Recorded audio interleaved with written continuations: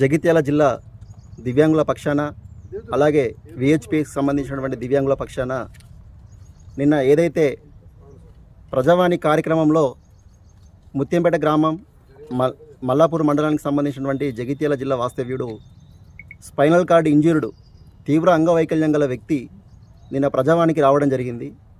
తన ఇంటి దారి సమస్య కోసం రావడం జరిగింది.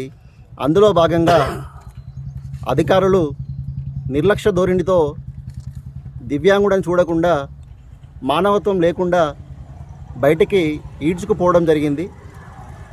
అలాగే అక్కడ ఉన్నటువంటి పోలీస్ అధికారి ఎవరైతే ఉన్నారో ఆ స్పైనల్ కార్డ్ ఇంజ్యూర్డ్ పర్సన్ని కాలు బట్టి బయటికి గుంజుకురావడం జరిగింది.